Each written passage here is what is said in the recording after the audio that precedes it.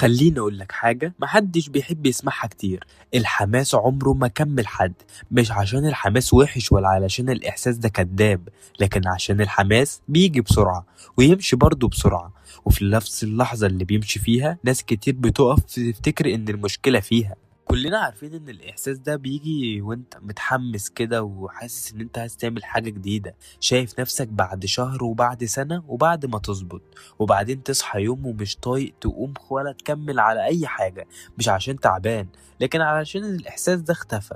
وهنا السؤال اللي محدش بيسأله، هو ليه لما الحماس يروح نفتكر اننا غلطنا؟ واوقات اللي راح مش الشغف، اللي راح هو الدوبامين. زي ما انتوا عارفين بالظبط ان احنا هنا في انتيكا بنحكي عشان نفهم نفسنا مش نحكم عليها، فيلا بينا نكمل الفيديو.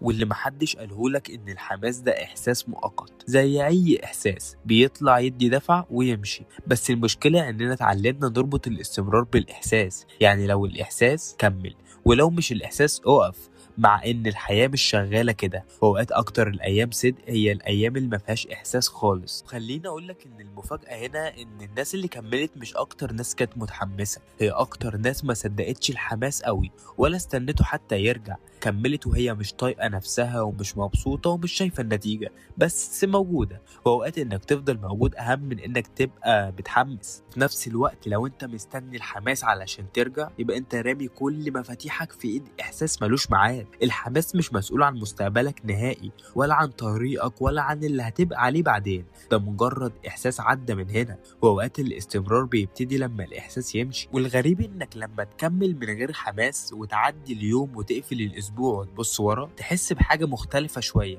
مش نار ولا اندفاع، تحس بتقل هادي كأنك واقف على أرض صلبة. وأوقات الإحساس ده أصدق بكتير من أي حماس عدى وخلاص. تبقى عارف إن السلسلة الجديدة من اللي إحنا عاملينها في أنتيكا بتتكلم عن حاجات مهمة جدا، زي عنوان الحلقة اللي محدش قالهولك عن الحماس. واللي محدش قالهولك عن الحماس إنه مش مجرد وقود دائم، هو شرارة لو اعتمدت عليها لوحدها هتطفي بسرعة، لكن لو كملت بعد ما تطفي ساعتها انت مش محتاجها ترجع اصلا. وبس كده، وهنا بنيجي للحلقة التانية من السلسلة، والحلقة الجاية هنحكي فيها عن الفشل.